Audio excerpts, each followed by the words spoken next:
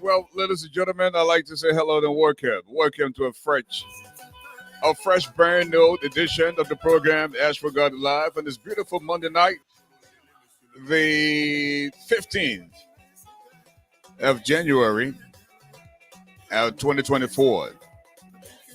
And as always, it feels great to be back home. And, you know, every time we come up, we got to say thanks to the Almighty Lord for giving us another shot at life. Father God, we just want to say thanks tonight. We want to praise you. We want to magnify your name. We want to give you honor. Some are in the hospitals. Others are in bed. Some can't walk, can't talk. But you smile on us today. Thanks for the roof over our heads. Thanks for the food on the table. Thanks for the car we drive. Father, we say thank you for grace. Thank you for wisdom. Thank you for mercy. Thank you for supernatural breakthrough. In the name of Jesus, we have given thanks and amen.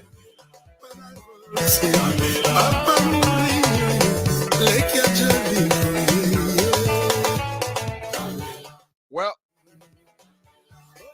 you heard the name, you heard people talk about him. You've gotten the opportunity tonight to match the name, face, and voice, the mastermind, the doctor of love, the medicine of the microphone, the golden voice of radio. He doesn't eat iron, but he's definitely stronger than a lion. Basi yomplo. Se kowuri aye pelia. Jira se tukwa yege. Japon plo da nanja ko me o chiraji. Boro bla e pare ko yo boro se. Yo ure no muzo no je madobo. Be di aku ye gwe play. Ye da mai numu enye. Ramon. No duplicatos. Karate, Shatuka Karate. The giant. Africa's media doobie do extraordinaire. I'm asked for the giant GARLEY. Welcome to the show.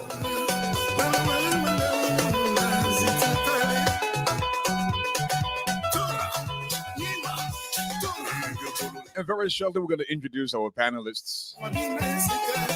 Welcome to another fascinating production of the program ASHFORD Live tonight. Nokwe Joman is in the building. My big sister Edith Campbell is also in the building. Anointed. My dual pillar son is in the building. February King. Listen, do us a favor. Don't be selfish. Grab something to drink. Get the popcorn rolling. Share the video. Invite a few friends. Let's have fun.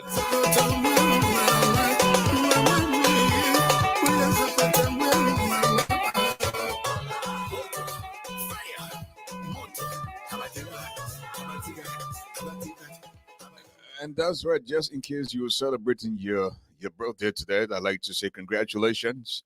And let us sure hope that you live to see many more birthdays to come. Mr. Toga Richards is in the building. Big brother Leo Valvely is also in the house.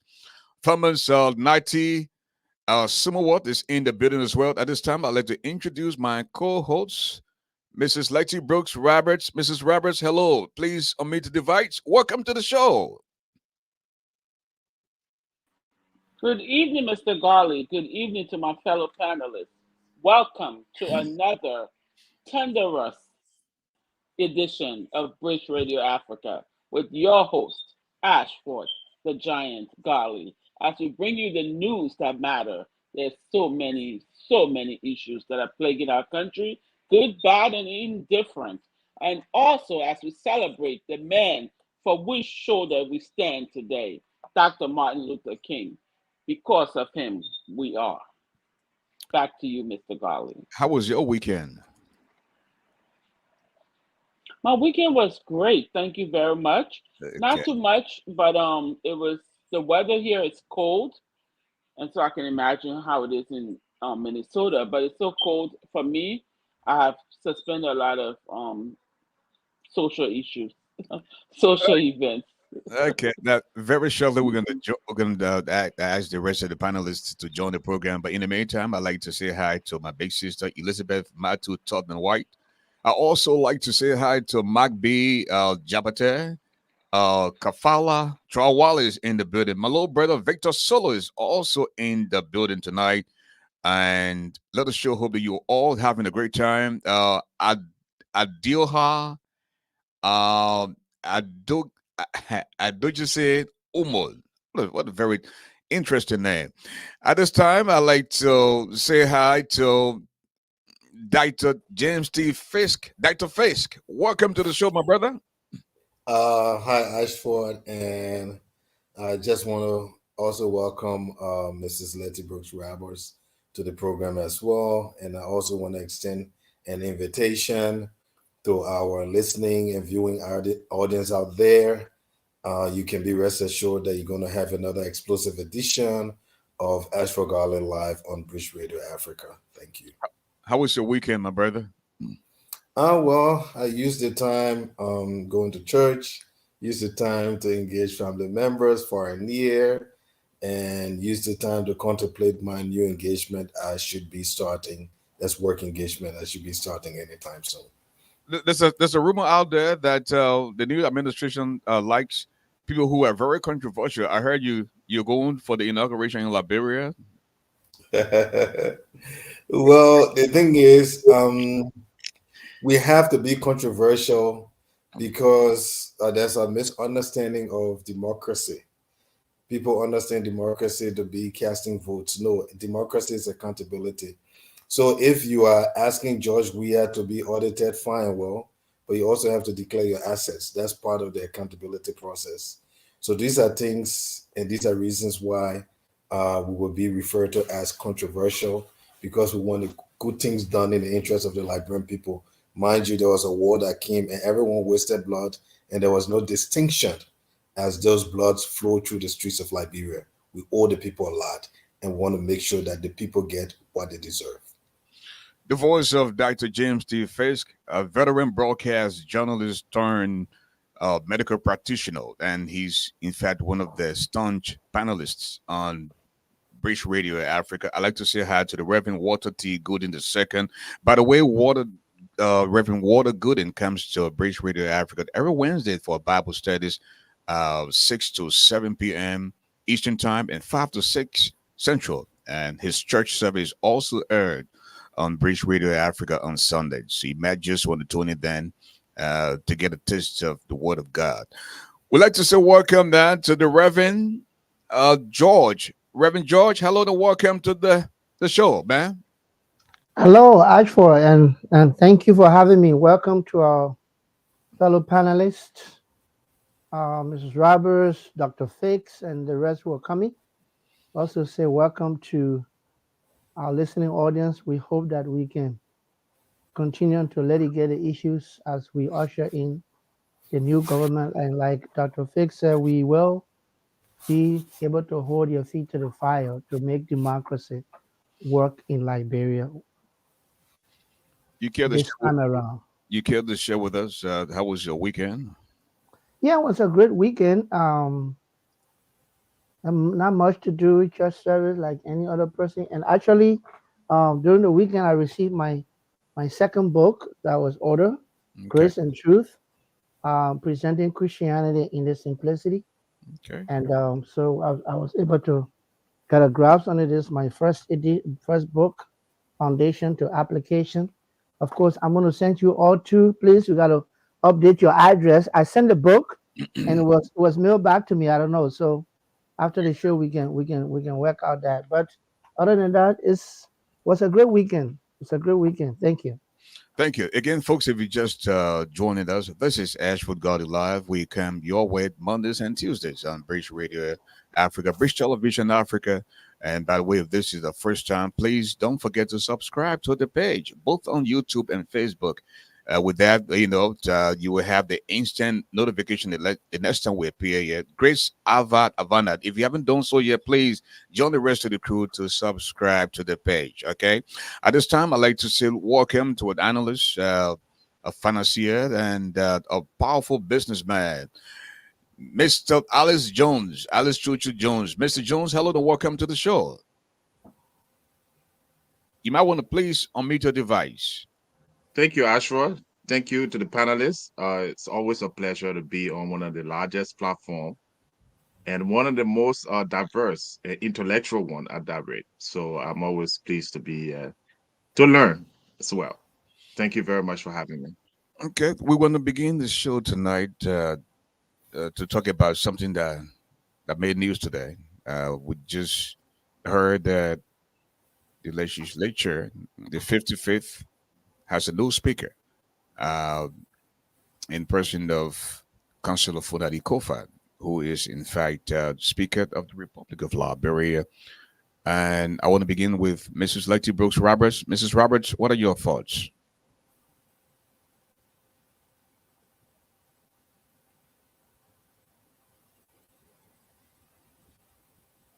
We can hear you. I don't know. Yeah, the volume is low. We can hear you, Mrs. Roberts.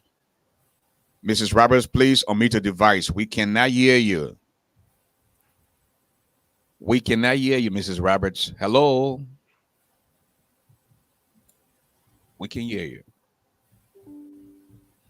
Okay, I think she need to make some type of adjustment. We still can't hear you, Mrs. Roberts. Let me go to Reverend George. Reverend George, we have a new speaker, man, in the 55th. What are your thoughts? Well, I would say congratulations to Councillor J. Falanti Kofa, who was elected by his peer as Speaker of the Republic of Liberia.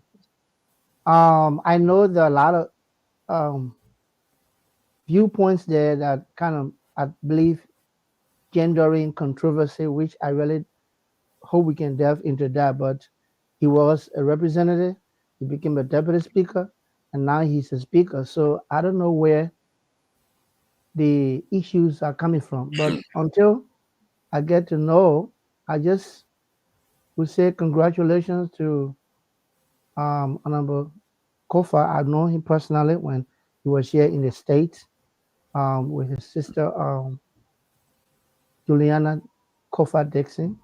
We met several times, and I saw the ceremony. The crew people were celebrating. So it's a beautiful day in Liberia, you know. Unless otherwise, I would say I will leave it at that until we delve into the discussion and see what the controversy is about. Okay, now that we have Mrs. Roberts, and I'm pretty sure she's all set now. Mrs. Roberts? Yes, I'm sorry. I don't know what happened. I couldn't hear you guys. Okay. I could only hear myself. Now we But can no, hear I you. said it's a great and you know, it's good to see and to hear that we started a new 55th legislature today, and we have some new people on board. And having Mr. Fonadi Kofa, or counselor, as I hear he's an attorney, it's a great thing. You know, again, I am marking my calendar as January 15th a new start for Liberia. I'm not carrying over any old qualms. I'm going to start grading everybody effective today.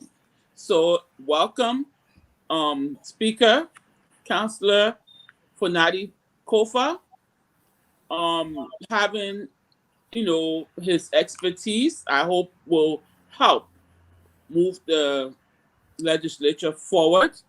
Though again, they're old things that we know about them, but we're just gonna give him the benefit of the doubt, and each and every one of them for that matter, and start afresh. Everyone deserves a second chance, and we'll say this is the start of a second chance. So, Mr. Jones, do we see a real balance of power for the first time since the first turn of Madam Ellen Johnson Sirleaf? No, absolutely not. Unlike my colleagues, I think it's a sad day for Liberia.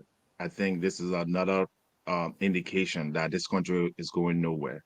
Hmm. Here was a man who's been elected, all right, as a representative of the people of Grand Crew County since 2011.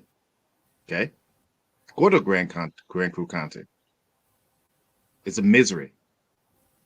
Okay, it's a complete misery. Not even to mention Liberia. And he became deputy speaker. What has he done? Go to the people of Nukuta, his own people.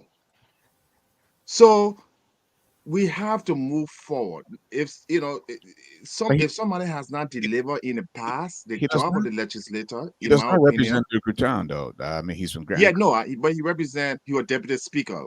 He was head of the assembly. I mean, deputy speaker. He represents Grand Crew County, but he's also a legislator. He represents all of us, me and you. They pass laws for everybody and look at the people condition. And this is not just for him. Nothing personal. I don't know the young man. I just go by people record, the tenure. It would have been any other Yombly or any Yombly who got elected is another. If she has gotten elected, it's another sad date and picture. We need people who can deliver. This is not personal. It's not tribal. It's not the man's a good man. He's a bad man. He's my friend. Polanti Kofa is part of the problem in Liberia. So is the rest of the members of the legislature. And until Liberians are looking at other people, there are some new people who were elected. I mean, who came to the legislature, gave other people the chance. And we're going to that more, but I'll tell you what this whole speakership and deputy speakership thing about, because it's about money. The speaker received $1.5 million in last his office alone budget. What did he do with it? Has there been any investigation to see where that money is But spent? Mr. Jones, the people from Grand Crew will see things differently because Mr. Kofa has been in and out of his constituent. He been in the Grand Crew. He went to where vehicle couldn't reach. He's actually gotten on the motorbike. He's changed the lives of the people in terms of building the clinic and schools. We're told. So when you say he has done nothing for his people, other but frown on your comment. Nothing of significance. And I stand by my statement. Nothing of relevance. I mean, going to your county and have to ride a motorcycle in the mud and getting stuck in mud is not an achievement of anybody in this 21st century when other countries around the world, Seychelles. Grand Crew is larger than Seychelles. Seychelles is the small little island. Okay. Seychelles is what has the highest human development index in Africa. They one of the highest living standard. Grand Crew could do the same. So if you have a leader from there and the place is still a mess and the people are one of the most impoverished people in the world, there's not enough treatment left, space is short, child mortality, what are you celebrating? I don't care if you're, you are an attorney or a doctor. You have not done your job. You've collected every year. How much has this man personally benefited over the last 10 years, more than 10 years? And how much has the people? Show me one person for Grand Crew County who can say, you know what? I got a, through the program or the allocation of the Grand Crew County, I was able to build my house. I was able to, send my kids to good school. I was able to get good medical. You can't tell me that. So it's a shame that we celebrate the worst people in society who only get rich and want more, perform the job you already have before you even advocate to get another job. So And that's the none of these voice people I of have any respect for. They are all Alex dishonorable in my Chuchu book. Jones, making his presence felt tonight on Bridge Radio at Africa Bridge TV. Africa, Mr. Darcy Fumba, how are you? Let us show. Hope you're having a great time tonight. Colin Zai, Lofa Julius, and may call the rest of the crew. Dr. Fisk, Funadi Kova was just elected Speaker of the House of Representatives. And what does that say to the Constitution that was drafted by Amon Sawyer and the rest of them? That we will no longer have a Liberian American or African American to be president of Liberia.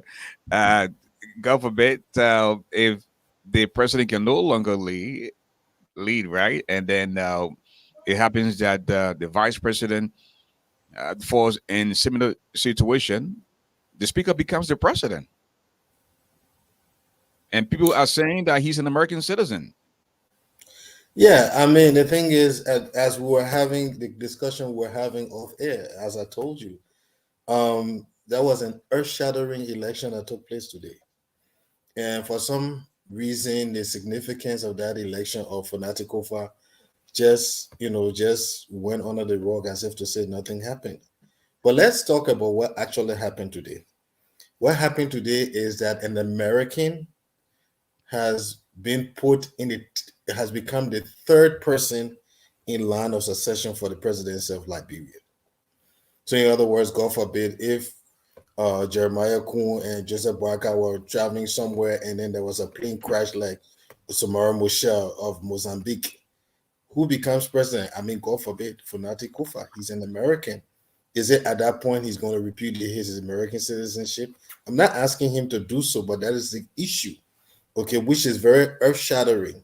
And the reason for this is that Liberia, for the first years of its independence, was governed by people who were from the States.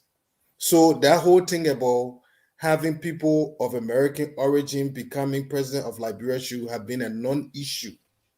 But yet and still in I think it was 86 when Samuel Doe in conjunction with Sawyer decided that they needed to change the constitution. What did they do? They say so long you went and naturalized in another country, you couldn't run to be president. Now that has been repudiated today by the election of Funati Kofa because he's third in line for the presidency of Liberia. That's how earth-shattering that thing is. Okay. And the fact that people don't talk about it with the significance that it requires, is mind-boggling. So that's one. So what do we is it so the whole thing about, because there was a time in the election where there was this big issue that, for instance, Cummings had a US passport. You see what I'm saying? So how does that issue, as the next election rolls around, it becomes a non-issue, it becomes moot. Okay, or is it that the legislature has to formalize? You don't create the Constitution is a reflection, is a formalization of laws that already exist within society, how people live, how people have lived. But if you come and write a piece of document that repudiates how people live because you want to set a standard that's different from what has always existed, then you have this kind of result where you have Funati Kofa and other Liberians with dual citizenship. Okay, and like I've said on this program so many times, when you use the word American Liberian, it doesn't necessarily have a historical connotation, because the people who came from America at the time were not citizens constitutionally. Okay, it was only after 1860s that they were declared citizens of the United States of America. But you can talk about American Liberian in contemporary terms. So in other words, all the tribes of Liberia, including the Congo tribe, okay, can become American Liberian. So you have a crewman who's an American Liberian and who's third in line to be president of Liberia. So it's a very profound. I mean, for me, I think it's a plus for the country that we have come full circle. We have come to now recognize that, look, this is part of the history of Liberia. And instead of trying to run away from that history, let us try to embrace it and let us try to see how we can coalesce as a society around our history that make us unique from the rest of Africa. The other things about Funati Kofa is another issue that we'll delve with as we continue the discussion, but that's my take on it. Well, Mr. James Young, what are your thoughts? If you can hear us loud and clear. James, are you there? Well, Mr. Dr. Fix, I'm pretty sure your colleagues might disagree with you that Funati Kofa is a born Liberian from Grand Crew County who happens to take up another citizenship, but then there's this dual citizenship of law. Little year from Reverend George. Well, thank you, Ashford, and to our listening audience. No, that's the beauty of this platform, that we agree to disagree with one another. Number one, I would disagree with Brother Jones to say Blanty did nothing and how is he elected speaker. First of all, got to start from how was he re-elected? Because you see, the speakership is just an election among his peers in the House, but he was voted into that position as a representative of the people. So I believe we need to do our homework before we can cast aspersion on people in power. There are issues, real issue I have with even the volunteer and all those in the House, but that's not one of the issues because he was elected by his people. On the issue of citizenship, of course, George Weah was an American citizen. He's an American citizen. He has an American passport, and he became president of the Republic of Liberia. So let's not play the ball, in a way that it will look like, some kind of uh, uh, uh, um, hypocrisy going on. George Weah he is an American citizen, and he became president of the Republic of Liberia. I mean, Number one. we don't know for a fact whether it has been Okay. established. It has been Okay, established. I've seen his passport. Okay. I've seen his passport. Unless You know, he for threw it away. people Hold do. on, hold on, hold on, hold on, hold on, hold on. Unless he threw it away in the sea, I've seen the passport before he even became a representative. Before he So you, even went so to the you house. so you personally saw his So passport. now the One of point is, the another point is, it's a travesty of history to say the likes of Volanti or the likes of Reverend George. I'm not going to hide my identity, and and an African American, a Liberian American, can be called a miracle Liberian. No, a miracle Liberian where look, we have the Congo, according to Liberian history, and the American Liberian.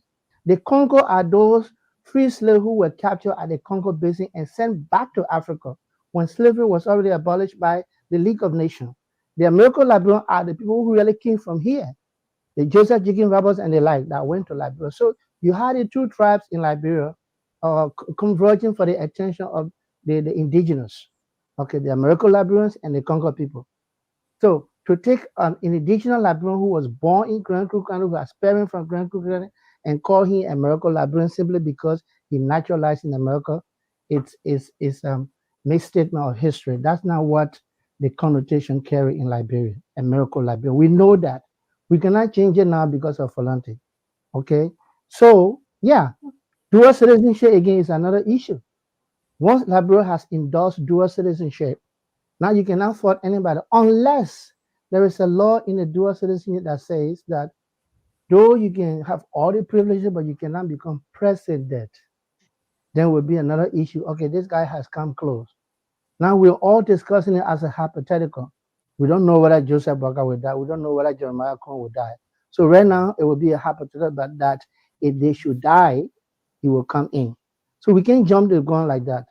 For me personally, what I would have against, or I will hold Fonanti and the rest their feet to the fire. If Fonanti and the rest have listened to the Liberian people, first he will start off by cutting off that $30,000 that he gave to legislature just for go for vacation. Let's start with real responsible leadership. These are the issues that for me I would press. The Liberian people are suffering too much to have a bunch of people who are getting 10,000 to 15,000 per month still being allotted $30,000 just to go for vacation. These are real economic issues that we'll talk about. Thank That's you. where I stand. Mhm. Mrs. Letty Brooks Roberts, some are saying, why now? This man served as chief prosecutor under the Ellen Johnson's administration. You remember when there was this case, Big Boy 1, Big Boy 2, with Alex Tyler and Former Senator Vani Sherman were prosecuted. Funadi Kufa was the guy on the case. He went to London, South Africa, and the United States. He was Minister of State without portfolio then. And following her term, he ran and became representative. Went on to become deputy speaker. Why now? Please unmute the device. Mrs. Roberts, please unmute the device.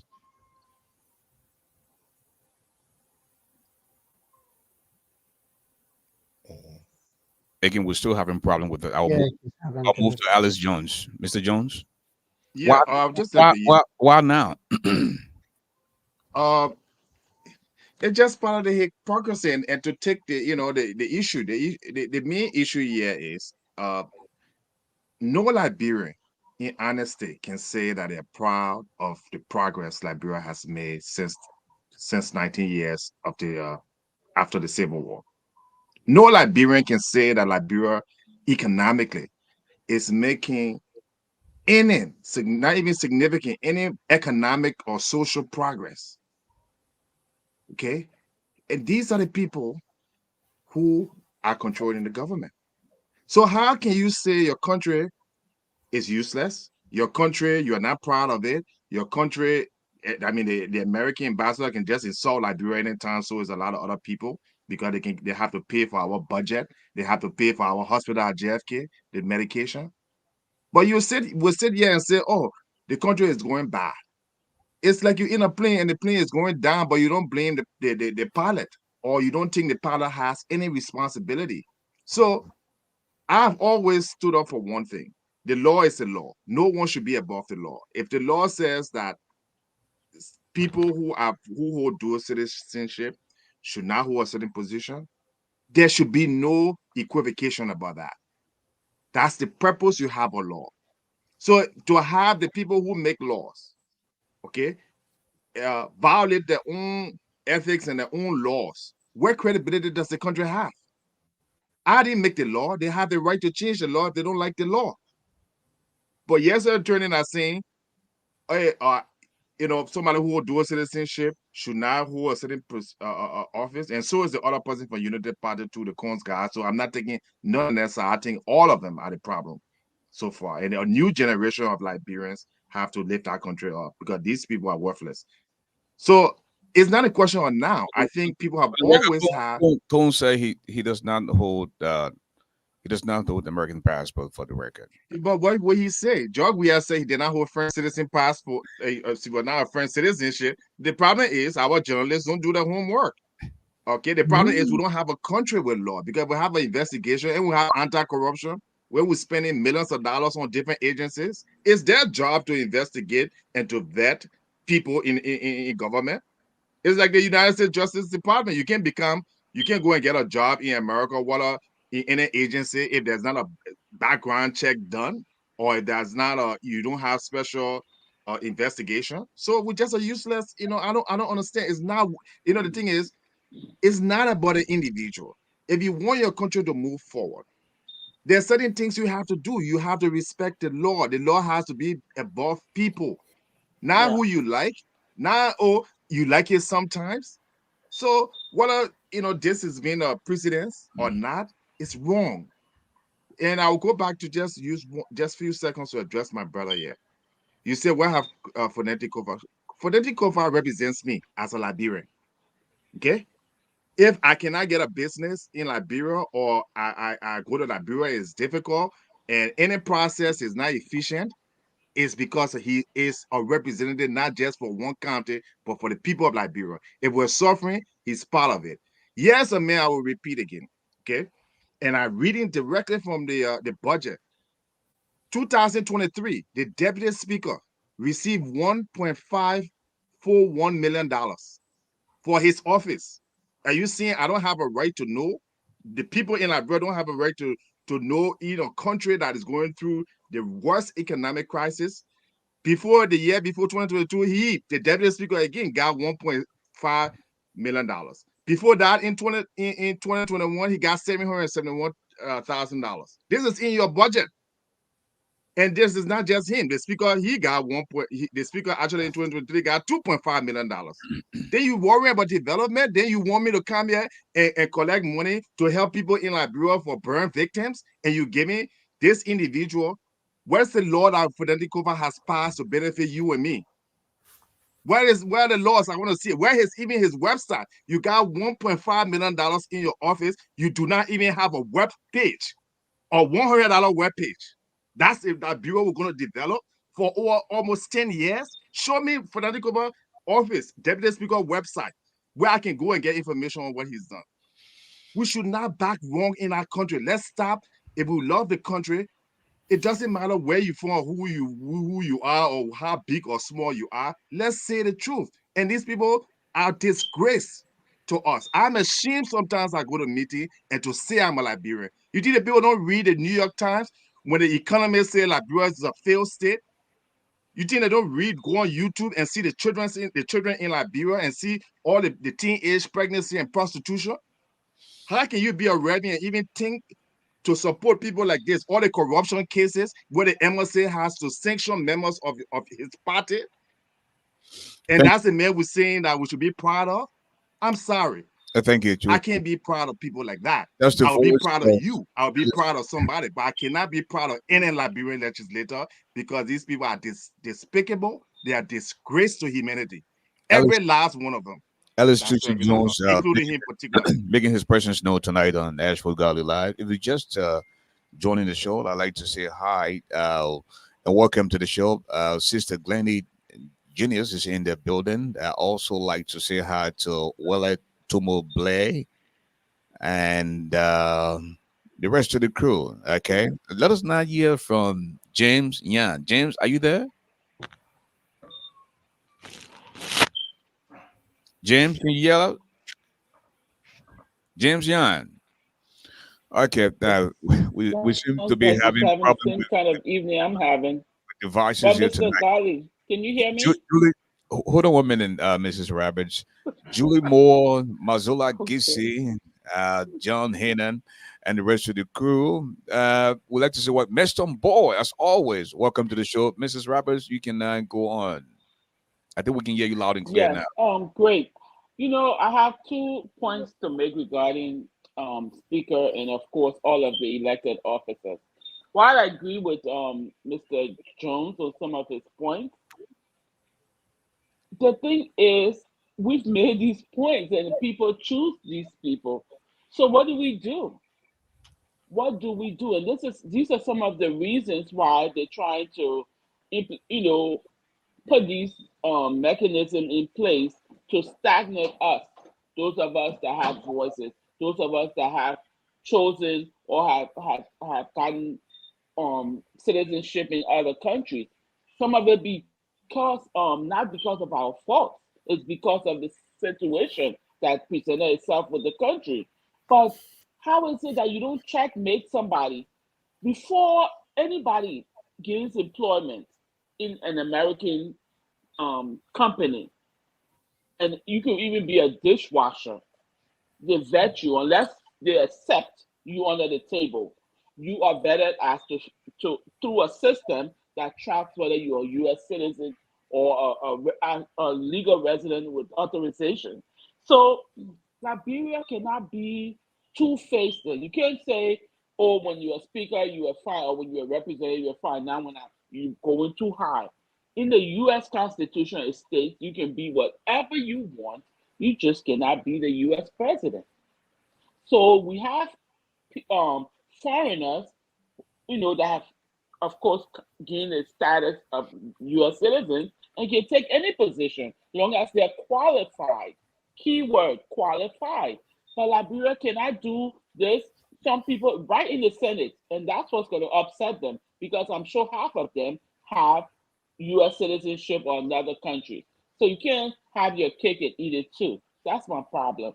So Ponati Kofa was just in Grand Crew canvassing with the president, and they no one saw a problem with him. They re-elected him. I'm not sure if he was up for re-election, but anyway, they know all of these things, and they still want these people. So we can't cry more than the bereaved. That's my point. What Dr. Fix, would we then say there was a wane or the a loss for the Unity Party under President-elect Joseph Newman Boyka with opposition taking up the speaker position? Well, I wouldn't really characterize it as a loss for the Unity Party, but I just want to step back a little bit and address Reverend George. You know, we are entitled to our own opinions, but we are not entitled to our own facts. The facts are objective and the facts are neutral, universal for that matter. Okay. According to the US history, no black person was citizen of the United States of America until after the the the, the declaration by Abraham Lincoln. Okay. That's 1860. That was after the first Civil War, back in the 1860s. When did the first settler arrive in Liberia? 1820, 1821.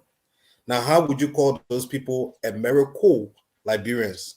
The Constitution of America did not recognize them as citizens.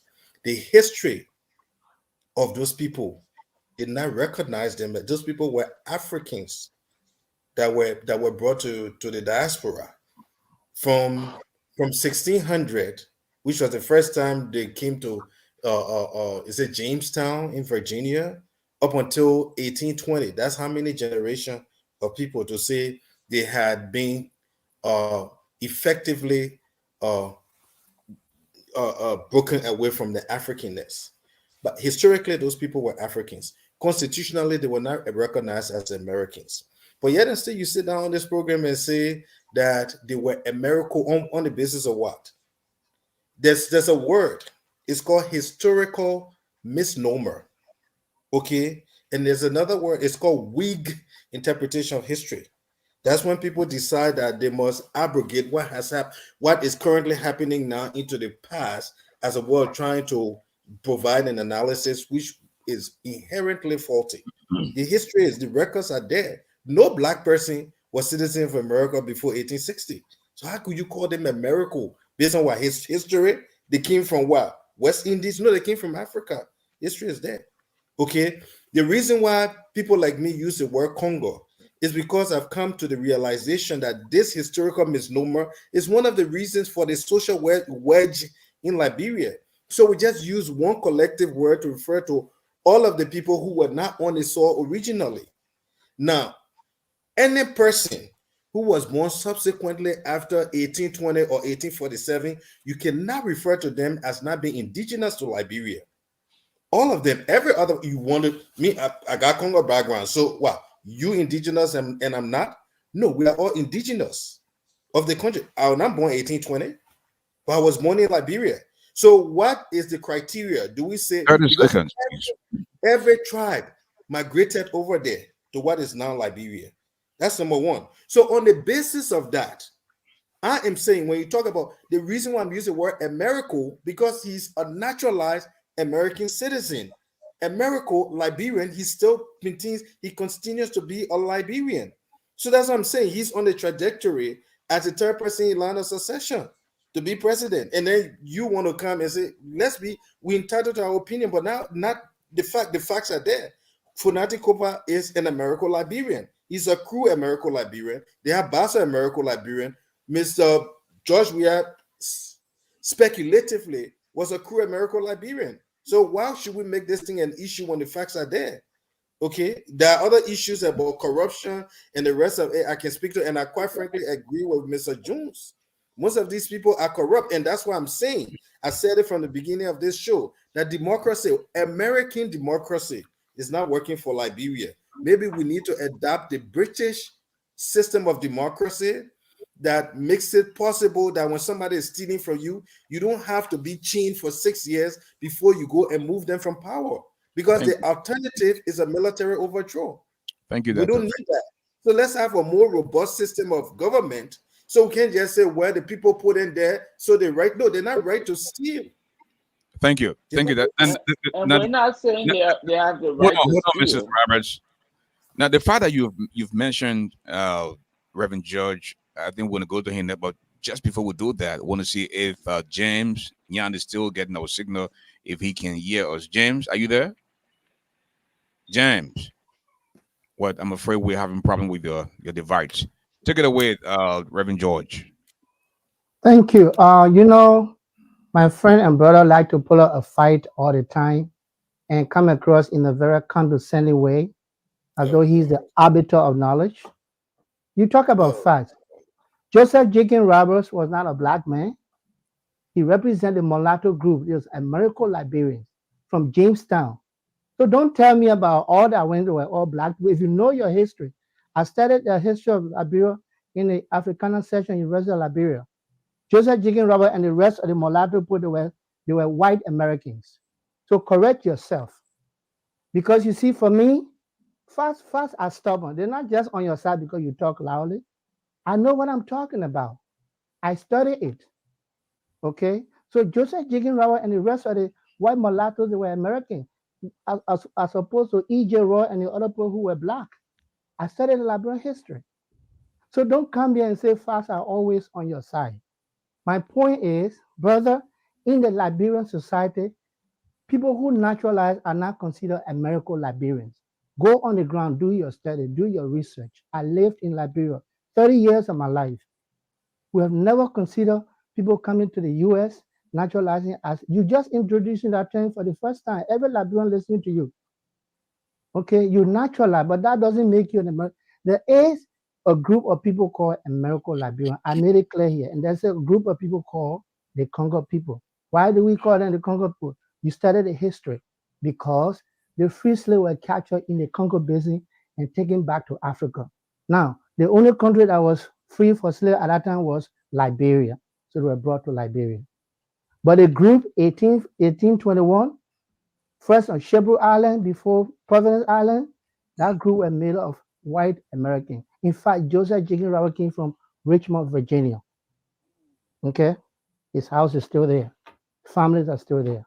We know the history. So please, we can share facts, but let's not come across as though the facts are only on our side and then we demean and condescend others who are disagreeing with us. That being said, the whole issue of fanatical, I maintain, like I said to my brother, look, the issue of who is qualified, who is not running Liberia, we have litigated that during the election. We try to expose these people to our people, then these people are not competent to be re-elected. In fact, Dr. Fix introduced a whole red card system. We also put it against Georgia. But Brother Jones, they elected these people. And we always say that let's respect the vote of the people, correct? In democracy, let's respect the people's vote. So now, just because his colleagues appointed him as speaker, you cannot disrespect the people's vote. Now, the issue of incompetence, the issue of corruption, of course, we are in agreement on that because we see how Liberia is. But I think we are making elephant out of ants meat because he was deputy speaker and now he's speaker. So suddenly it becomes a controversial issue. I say it should not. Let's deal with it. Let's hold your feet to the fire. I'm with you when it comes to mismanagement. I'm with you when it comes to Liberia being a failed state. I'm with you when it comes to all this embezzlement and other things, bad governance. I'm with you. But it will not be fanatical fire alone. It will be the entire House of Representatives that received $30,000 for their vacation, all of them, multiply the total number. That was the one came out and said he was not accepting it. He made the first attempt to donate the 15,000. Then we don't know what happened to the other 15,000. Normally, Kanka Lawrence, who is now the president pro tem, they all received that 30,000, including all the representatives and legislators for Unity Party, CDC, ANC, all of them received that 30, just extra money, apart from the salary they're getting, which we believe you and I that needs to be reduced. Thank you. That's right. So the point is, if we continue on this route, then it will just be back and forth because Dr. Face, you are wrong on the issue. There was white American court. And I will allow Dr. Face to respond before we go to Alice Chuchu Jones. Dr. Face. Okay, I just want to read quickly, okay? Joseph Jenkins Roberts was born free in Norfolk, Virginia, the second eldest son of 7 children. His father was said to be a planter of Welsh origin. In other words, he's from United Kingdom. Joseph's mother, Emilia, described as mulatto, so she's not Caucasian, who was quite fair was the planter's slave mistress or concubine. But that doesn't make Josephine Robert a slave. His father from Please, England. please do not You are interrupt Yeah. him. interrupting me. Reverend George, please do not interrupt the man. Thank you. Let's move We are past this entitled to our issue. opinions. We're not entitled But you just to our corrected opinions. yourself. You Reverend just George, corrected please yourself. stop interrupting. Thank you. Go ahead, James. We are entitled to our own opinions. We are not entitled to our own facts. Okay? Prior to 1860, if you were not Caucasian, you were not regarded as a citizen of the United States of America. Period. End of story. The people who came in 1820s, they were not constitutionally regarded as citizens of the United States of America. I mean, this is a big platform. Let's not misinform the public. Okay, we You are can be misinforming the entitled to our public. opinions, but not our own facts. Okay, this guy was black. He may have had white background because of his father, but because of his blackness, he was not regarded. He was regarded at best as a free man of color. Period, but not as a citizen of the United States of America. The history is there. Please go and Thank, check your record. thank you. Thank you. Now, Alex, let us talk about governance. Funadi Kofa comes across as a guy who is known to work on both sides of the aisle. You will see him as representative, and he performed in that role as deputy speaker as well. So he's a guy that is not a traditional citizen. He's a guy that will be waiting to work with the president or president elect. And how do you see the functionality of the 55th? I think it's going to be just as dysfunctional, just as corrupt. Look, I like the show because I'm learning history from these guys. I mean, they're very good at it. But Ashwa, the truth here is, what is the most substantive issue in Liberia? Corruption and bad governance. That's the focus. That's the whole entire. You can sum everything up in Liberia as whether somebody want to say, the children can get money, or they don't have jobs, or they don't have, any other means, industry, what have you. It goes back to corruption, and it goes back to inept and inexperienced leaders. Who are the leaders? When you talk about corruption, people like to say, "Oh, we all corrupt." Every society, even in Switzerland, that has one of the lowest corruption in the index. I'm sure there are criminals in Switzerland, but we're talking about government corruption, people who are embezzling money from the state. Okay, and let me help people with what the word embezzlement means, because people think corruption is just something somebody bribe you, somebody go and give you money to. No, embezzlement is a form of fraud and corruption. It means you are a representative. You decide, you are more of the trustee of the country's resources. Instead of taking money and putting it in education, into youth, into employment, you take most of that money and you put it into your office. So you personally benefited from it. That's what embezzlement means. And by that definition, all of them, and I agree with Reverend Josh, I mean, maybe you haven't been following me. Like I said, I don't think there has been one high-ranking Liberian public representative or official or president in Liberia of late that I have any regard or respect for. They have all been a failure. They have all been corrupt and self-serving. So it's not just Foneti Kofa. I repeat that on my page every day. In fact, the word I have for them, they are completely useless to the society. Okay? Wow. And I challenge anyone to tell me otherwise and to convince me how you can say you have a country 176 years. You get it $3 billion in 6 years in terms of revenue, grant, wherever. And you can't show one, you even your office, the capital building, don't even have running water. Exactly. You collecting $150, $10,000 for administration for your office. This is coming from the budget. I read the budget. And you don't even have a $50 website to inform the public. The people from Great Creek and the Levy outside Liberia. They need to know what's going on. Running what You that don't came, carry no investment. running what that came 3 days ago. Okay, for the inauguration, take God. That's why the uselessness. So they're all Okay. useless. Well, And Ellen, that's why Liberia is a failed state. And the reason it's a failed state, not because everybody is involved and that just No, it's failed because the people who are running the state, they are all criminals, what you call government criminals, embezzlers, thieves, and shanders. And those are the people that dishonorable, and those are the people who are expected. You know, they say when a group of criminals going to go elect a leader, they're not going to go elect a policeman. They're going to take one of them. They find the most among them. So I'm not surprised. All right. So Ashwa, our country is headed down the wrong direction, and it will continue to go that route until maybe, like I said, so maybe the military will step in, like in other countries, and have at least brought some terms of civility, or it will just decline, continue to decline, because this is not progress. Thank you. There's the voice of Alice Jones. But then who's going to possibly change the country? With that, let us take our plea to the telephone line now. We have 571 number. Hello, caller. Yeah, good evening, Ashford. Yeah, please tell us your name. Zeze, I'm calling from Pennsylvania.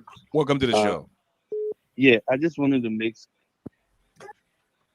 for citizenship. I think they should go to court, and I do believe that Fonati was part of one of the person that passed that law, and I think they should go let the Supreme Court give a ruling on it, especially for those that are living in the diaspora, to see how we can benefit from that, or we intend to seek power in the future in Liberia. And the second thing is, also wanted to talk about the election today at the House of Representatives. I think they were not transparent, they were not open. Those things, people should sit in the open and just raise their hand and say, okay, I'll vote for this person, and let everybody know who you. They had to do what they did. And lastly, Reverend George, I think it's good that you do some more, like you talk about the 30,000. I think you were not too correct about Youngly and other people eating the money. I think when the public got out Youngly, then they refused the money and they said they did some commitment, they're going to return it and to their constituency and to see how best they're going to do that. So I hope you can do some research on that to get some clear understanding. Thank you. When they take the money, they took the money. No, Thank you. Well, thank you. give it to constituents. 860 number. 860. Tell us your name. Give it to some people. Hello, can you hear me? Loud and clear. Go ahead. Tell us your name, please. Junior, and I call you from Connecticut. Can you hear me? Yeah, go ahead. You're loud. You're loud and clear. So, so let me. So I'm not. Listen, so I'm not listening to himself. hold on 1 minute, sir. Hold on. From a political background, but Hold on, sir. Panama, please mute your device. You're echoing. Please mute the device, sir. Thank you. Go ahead, sir. yeah. So I would like to honestly and respectfully differ with Dr. Jones. I don't know his last name. I'm so sorry. I'm actually from a science background, but we did some level of history and some. I think his definition of American Liberians. No, it's coming up. Might not be correct.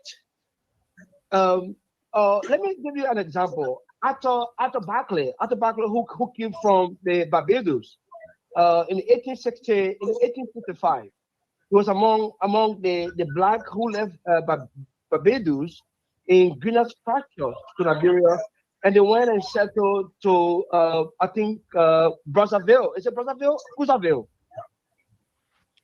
How do you refer to him? Refer to him as an American Liberia, or what do you think? Our definition of American Liberia are the slaves or the black who left the U.S.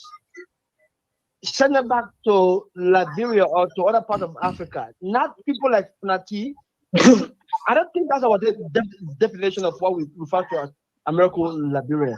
That's the first part. I don't know. I'm not a historian, but from what we learn from history, we're talking about people who slaves or black who were taken from the U.S.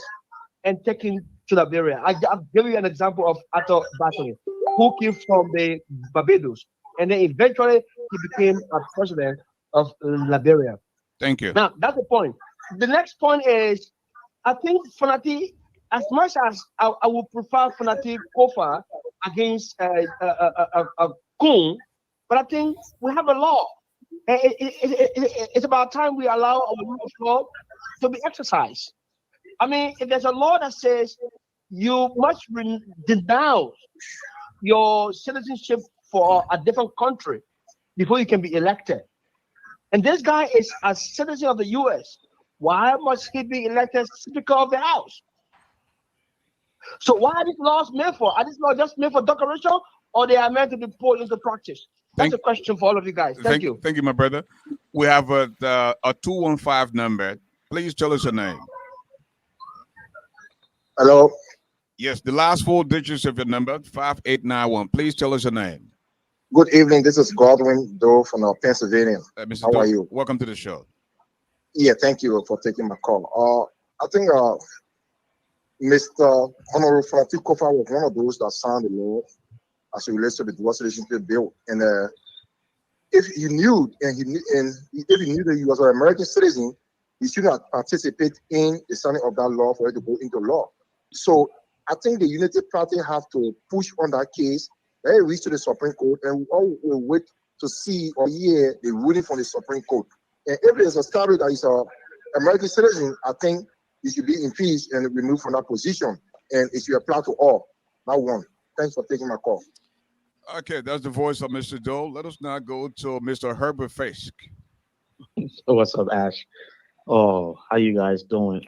So it's so sad. I couldn't disagree with Mr. Chuchu because he's absolutely right. The last time when I was listening about how he had the privilege to go to Rwanda and he drove to Kigali, stuff like that, and he admired the people country. Good. But then he said on this show to talk about, because when Chuchu tried to debunk, some of the corruption and things, electing the same speaker, the same 6 and 7, you know what I'm saying? And the Reverend doubled down on it, you know what I'm saying?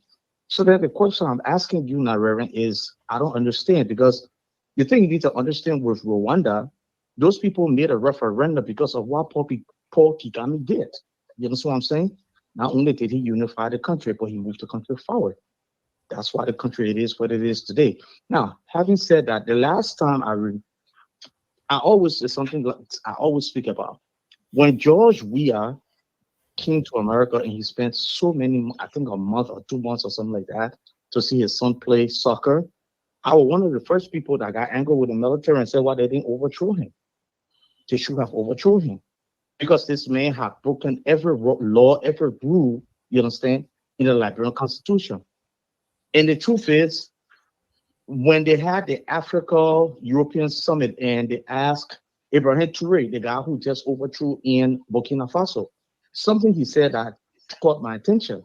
He said that the same leaders come to power, sing the same song, elect the same people, and what they get nothing but failures. So it's about time, you understand what I'm saying, that the military junta seize power to do things for the people. Nobody is asking for coup. But the way the country is going, you understand what I'm saying? I see it heading in that direction. Because if you bring in back the same people who's been in government, did nothing for the people, all they do is come, steal money, just as Mr. Jones said. You know what I'm saying? What have this man done? He was deputy speaker. You understand? He did get money. But what did he do for his constituents? You understand?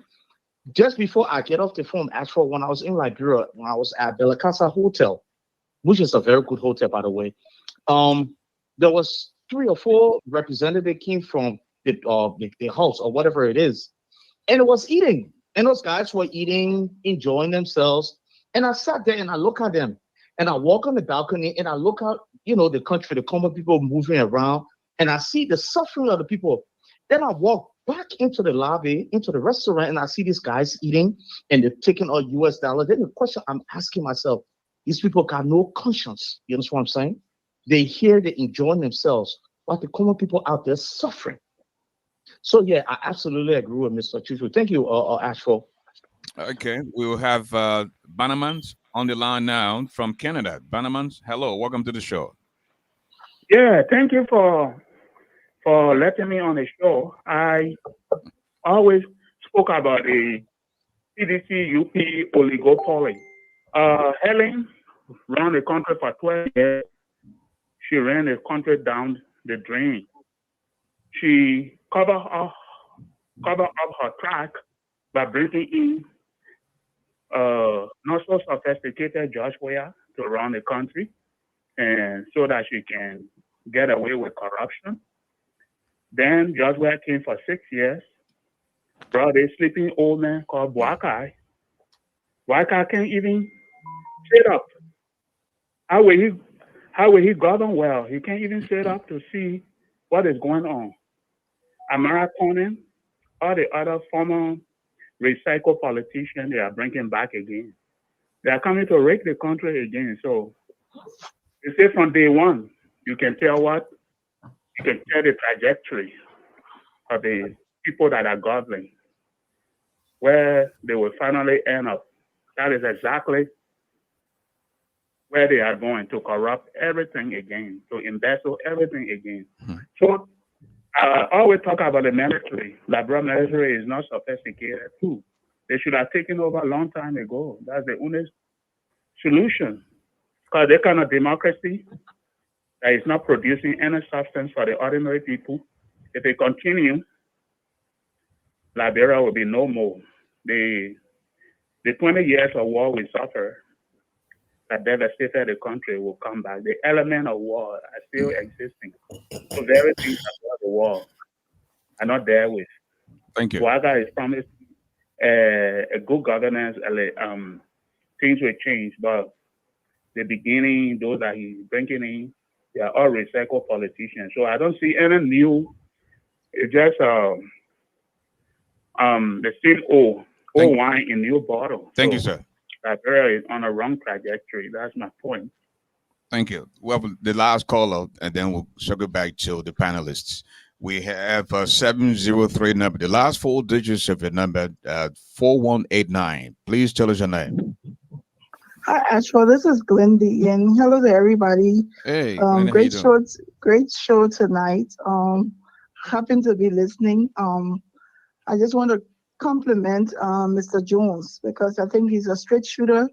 I think this is what Liberia needs. If we are asking for change for our country, then we have to be the ones to become the change agents, and we need to say it as we see it.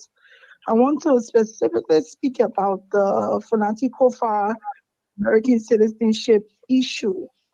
And I think it's one that Liberians should not renege on. I think it's one that we should not lose, because it's not just about Fonati Kofa. Unfortunately for him, he's running for a position now where everyone is on a heightened awareness. And so the situation came up. We understand that he ran, he was already in the House as a representative. We understand that there may be others who have dual citizenship or who have American passport and nothing happened, where unfortunately now he's our focus.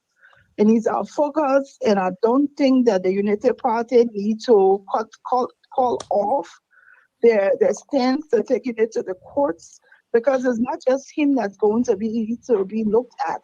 There are several of us who don't live in Liberia, who live outside of Liberia, who also want to benefit from being a part of the Liberian government sometime. And I think people should stop looking at it as it being a Fonati Kofa issue. Why now? Why not now?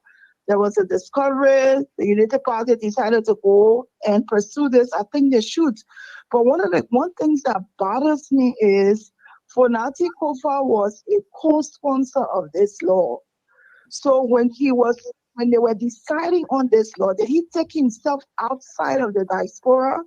Or did he think that when questions will come up in the future, it wouldn't affect him, it would affect others and not him?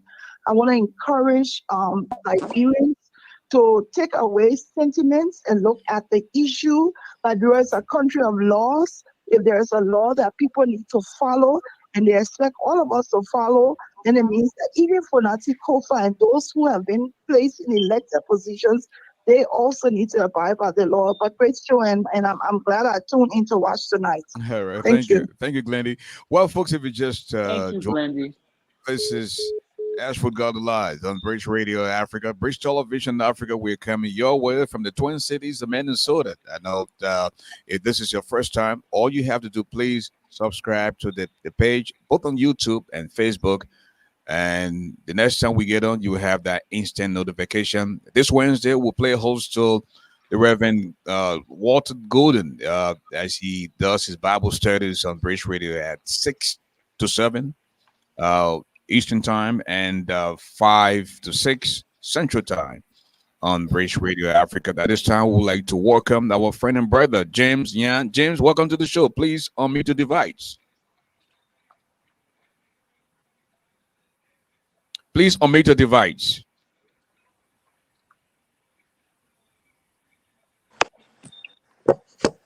Can you hear me? Loud and clear. Now we can hear you. Go ahead. Well, thank you very much for welcoming me. And I'm so happy to be here. I had some hitchhiking with the system interface. Apparently, it was short notice logging in. So I don't know what happened with Facebook. It got disrupted, so I had to. That's okay. We can hear you now. So I'm happy to be here. I just wanted you to understand some of the difficulties I had. Yeah. This sounds good. Okay, we have the 55th, and today we have Speaker Funadi Kofat. What are your thoughts? To be honest with you, I was actually following all of what you honorable people said. I'm not too familiar with the Liberian politics. I was learning a lot and trying to listen to, follow through with what everybody was saying. But if I should add just something later, I wonder, it seems like, I think the last person who spoke made a comment that, the military should take over and so forth. It seems like Liberia needs to have a case study. Maybe come up with some kind of resolution, either dissolve this ministry and come up with something you call strategic bureau. And in that strategic bureau, you might be able to have all these issues designated areas to deal with, maybe lawyers for concessions, several lawyers, and just have a bureau for that instead of, for example, you have. I remember when I was in Liberia. By the way, I've been away from there for a long time.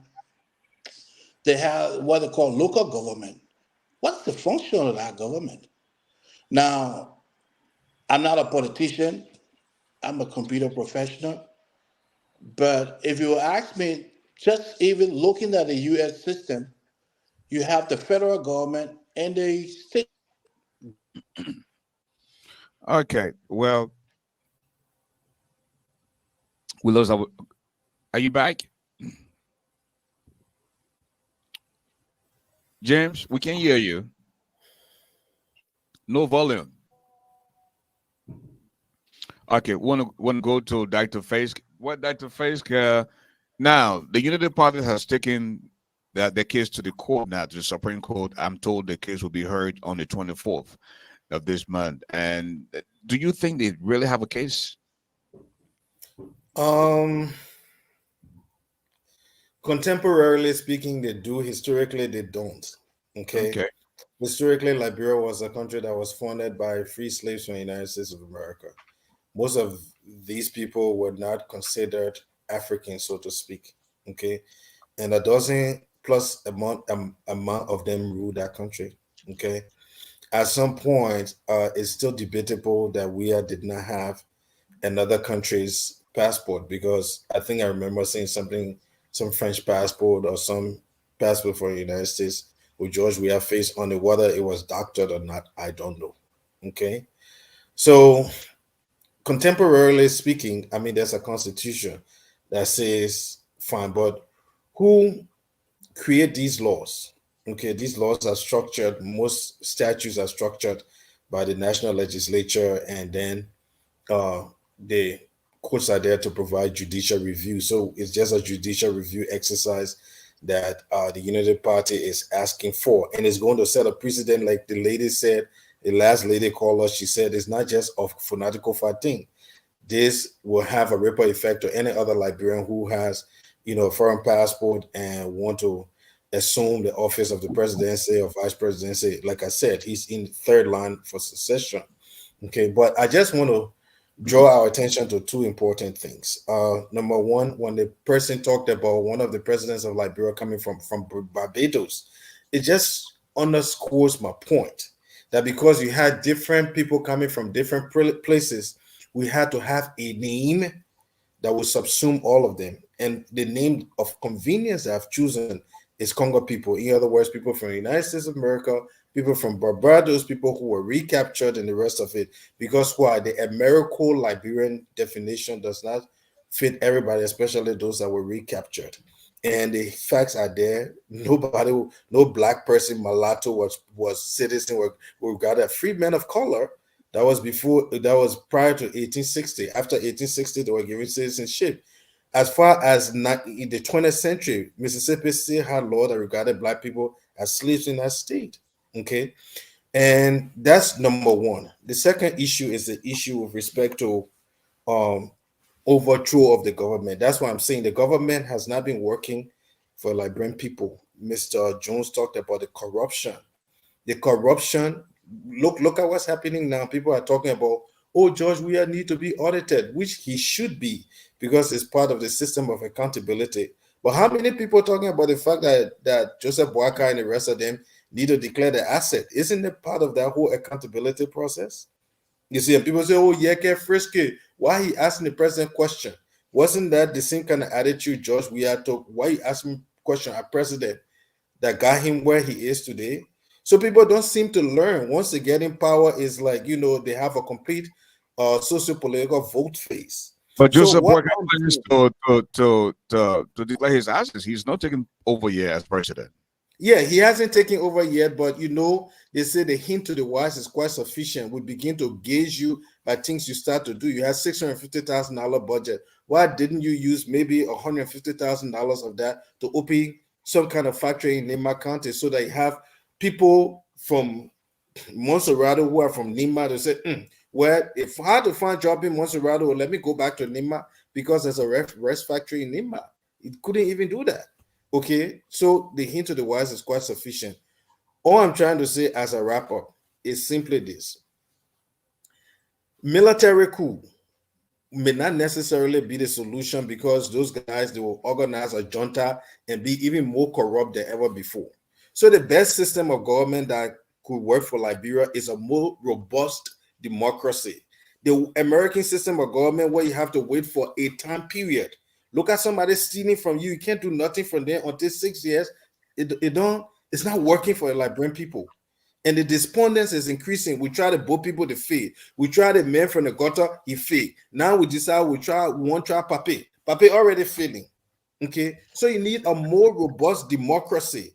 A democracy whereby if it can be established that you are stealing, hiding behind statues to steal from your own people, then you need not be in power. Not only do you need not be in power, you also need to be prosecuted and those items restituted to the state. So these are things that are not happening because why? Because of the system. And if the system is not working, if the system is set up to be a dysfunctional system, let's ask ourselves before I wrap up. These same guys are stealing like this from their own country. Why is it these same people will travel to America and work in various capacities in this country and perform honestly? Why?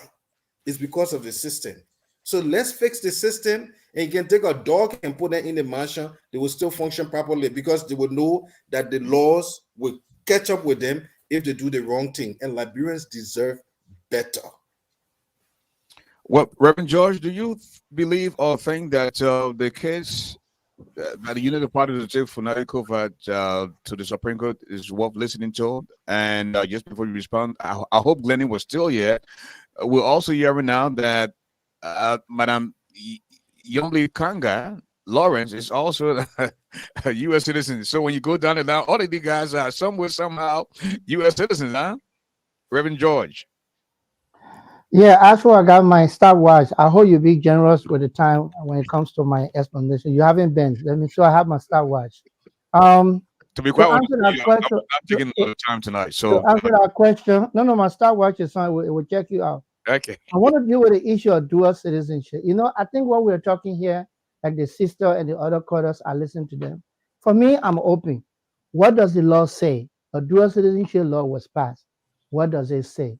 If it says that from the president to the speaker to the vice president, you cannot be a U.S. citizen to occupy this position, then Unity Party will have a case. Like the sister said, let go to the law. The courts are there to interpret the law. So that's not right now we are speculating. Me, I don't know what it says about this position. I know about the presidency. I don't know about the vice president, the speaker, the deputy speaker, the president pro tem. So until they go to the court and they open the law, the dual citizenship law, all we are doing here is speculation.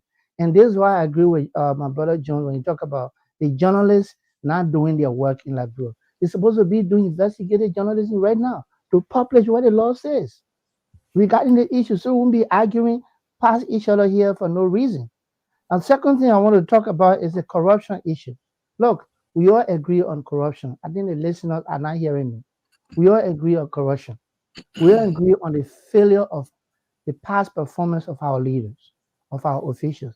For example, Brother Jones, the same standard you're holding Falantito, I was on the line here holding Joseph Nyamabwaga to death.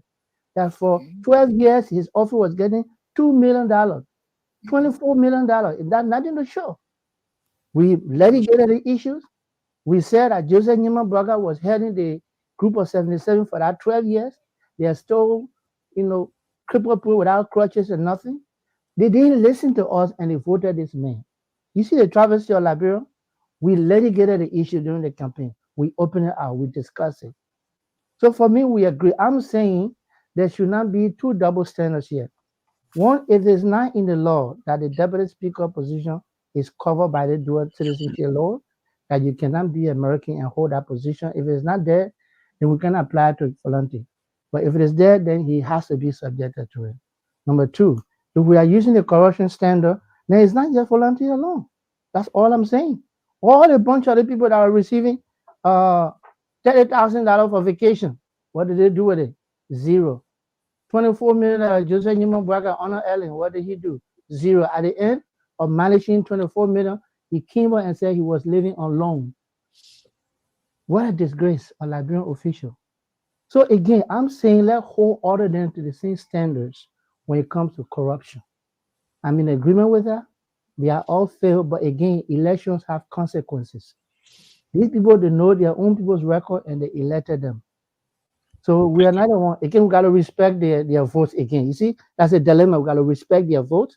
They elected these people, but let's go and examine the dual citizenship law in the courts of Liberia and see whether the deputy speaker position, president pro tempore, vice president, president were all exempted. If so, Sonatri should be out.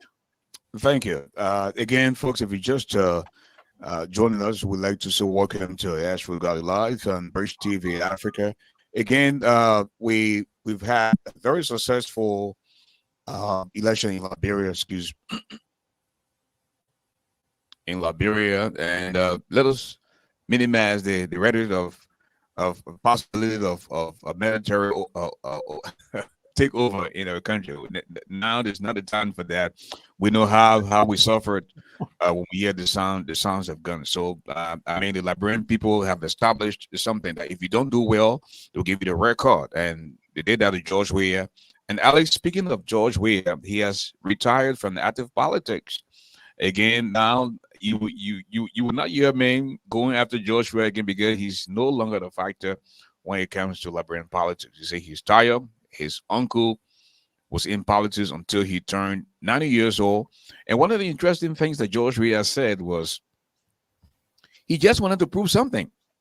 He didn't come to bring change to the country. He didn't come to lead. He didn't come to do anything.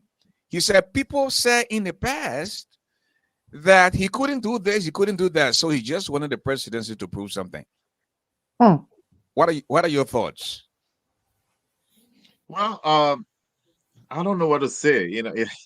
I'm lost for words.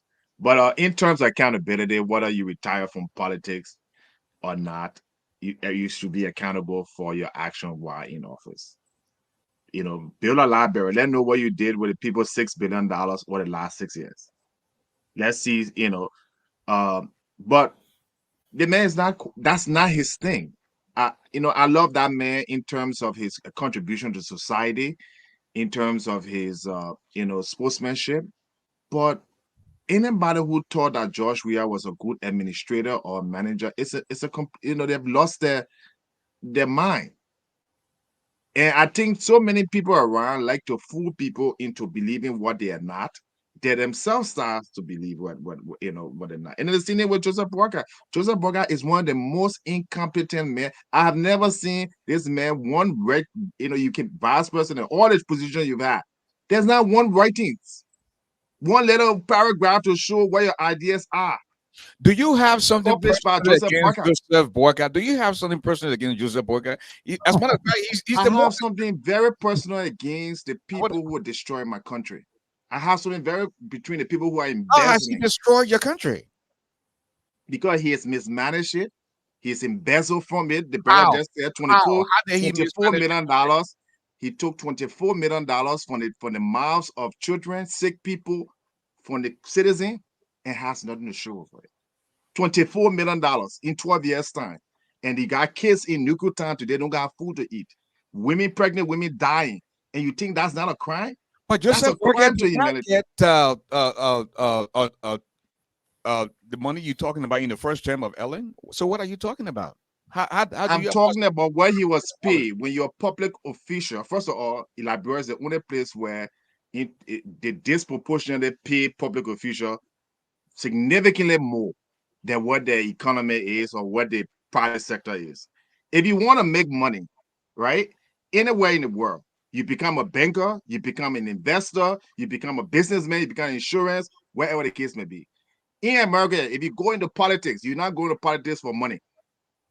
You're not going to make money there. In fact, when you leave for the presidency before you make money, only in Liberia, where your career, you can become a lawyer, you will leave your law career, and you will sit down in politics forever till you die, because that's the only place you can go. And why is that?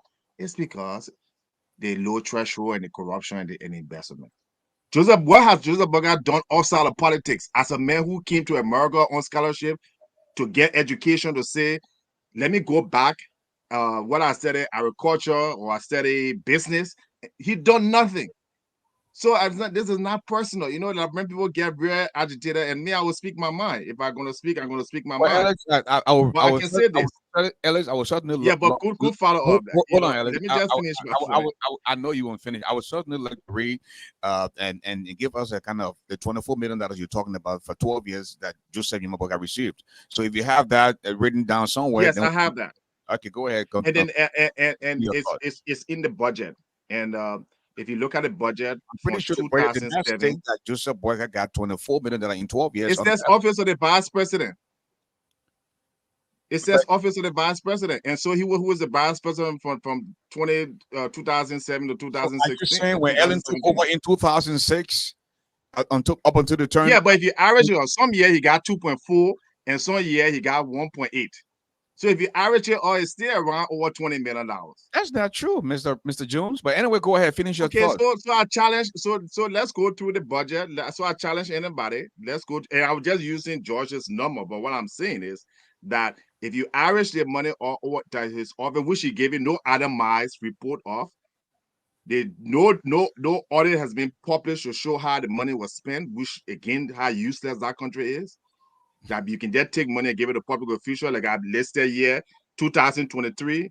The speaker got $2.5 million, and no Liberian journalist wants to know where did this money go. Money is there for engagement or for internet. Let's see the receipts. So I'm agnostic to a particular form of government. I just want what works for the people. If I live in a monarchy, like in the Arab world, they have kings. The kings are there for life. The people are happy. They get their money. They're not living in extreme abject poverty. If you go to some other countries in the Far East, they live in the communist capitalist society, China and other places, and Russia, democracy. It's different. You come. So the problem mistake we make that we feel that we have to be like America. We feel that for instance, Ghana, let's take the issue of the coup, because that's the elephant in the room. And I got my First Amendment rights protected. I'm an intellectual. I have a right to analyze any political system. All right. Ghana has several coups and military regime before they came to Jerry Rawlings that transformed the country. In fact, if you do the statistics in Africa, the countries that came on a military rule are doing better than the country that elected, had a democratic elected government. And I can give you a statistic. Look at Guinea right now. Guinea economy is $20 million, growing almost 5%. Burkina Faso, military regime, growing 5%, huge growth. So I'm not telling you go get rid of your government through military coup or have election, but what I'm saying, when you have a country where the level over 50% extreme poverty, where let me give you some statistics, where you running deficits over $25 million every year, where the top member of government, 200 top people in government control about 80% of the budget in terms of pay, where there's no investment into any infrastructure. There's no investment. Everything you see built in Liberia, whether it's the airport or the stadium, that foreign government gesture. Even your park, how you can have a country that collecting $3 billion in 6 years, Alex, or on Ellen, Alex, 15 billion. Hold on now, let me go to Ellen. Because George, we have 15 billion you receive. You on talk Ellen. for quite some time now. Listen, you left Liberia almost 40 years ago, and 360. 2 months of election, you announced that you're running for president. So someone said you would have been the worst president ever in Liberia.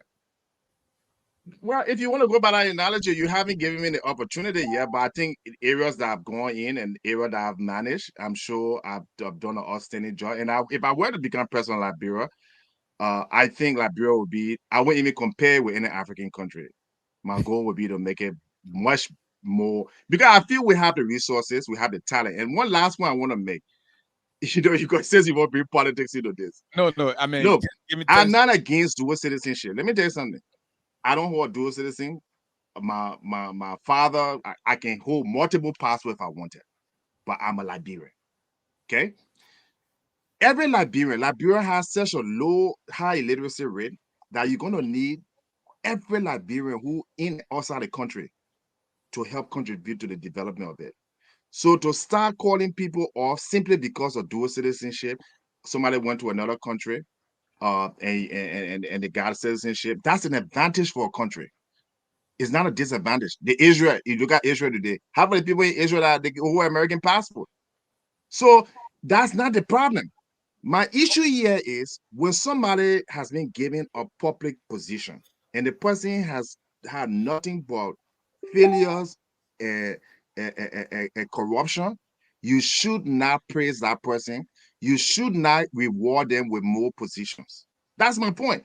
And that goes to people like Amara Kone. Yes, a man where the ghost payroll in Liberia didn't say admitted that the country was Alex, 3 times more corrupt. And you take the same man, and you go take it, you take it and say, oh yeah, that man now will represent us and you bring development. You are crazy. Thank you, Alex. We are talking about George. We are retirement from politics. Now you went to Joseph Boyka, and you're going to Armand Koneba. And then we will circle back, and you can make that analogy during your closing statement. Mrs. Lecter Brooks Roberts, George Weah retired from active politics, and he said, "quote he wanted to prove something." That he really didn't come to become president. That's something he said in the past. I didn't want this job. People forced me in, and he stated on Sunday at his church that he was just trying something, because people say he couldn't do it, so he wanted to prove them wrong. Yeah, because this is the kind of country that we have. Anything goes. Again, I'm gonna hear from the president. I believe what he says because by evidence of how he performed, he came as like a truth or dare. The children play it all the time. I dare you do this, and you go and do it, and you may be successful, and then what becomes of that?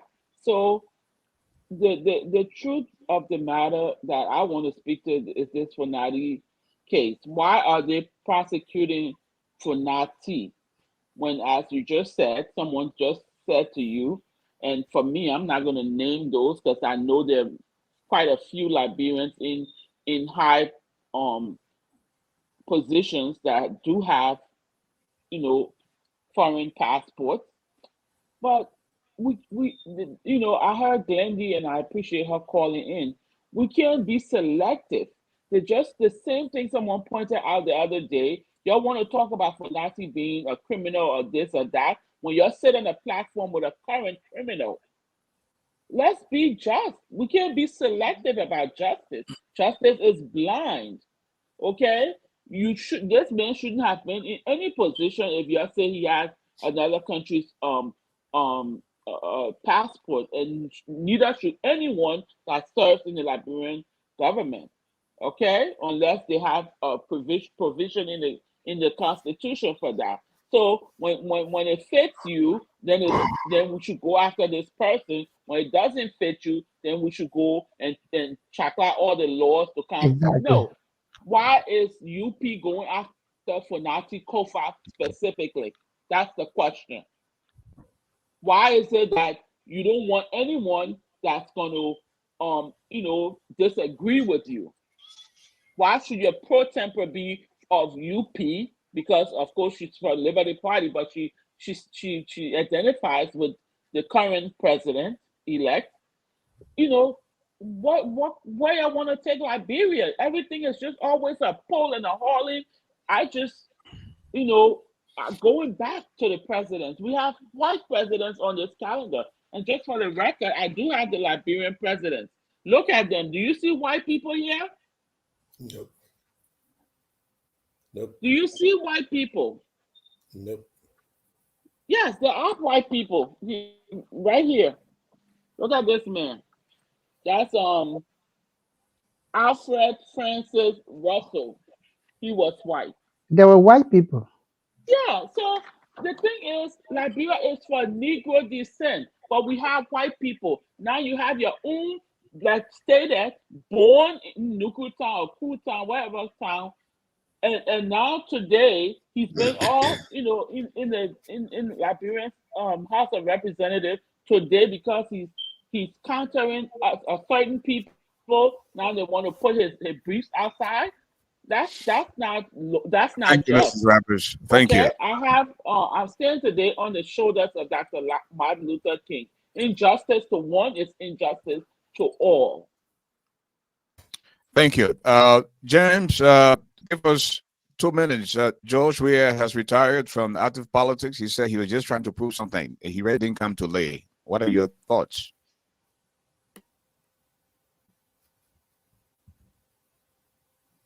I mean, you claim to be a computer guru, and we can't get a word out of you. Let me go to Dr. Fisk. What's the question? George Weah. George Weah has retired, according to him, from active politics. And listening to him on Sunday, he said again, he believes you're just trying to prove something. You really didn't come to lead, Yeah, I mean, I've been saying this thing over and over and over. We have a pseudo-democracy. Not only do we have a pseudo-democracy, the system of government that have been placed upon Liberia is a system of government that we cannot manage because of our own socio-historical development. Okay, the level of illiteracy in that country is ridiculous. Now I was just watching Facebook where you had an old lady saying, what wrong with Yeke?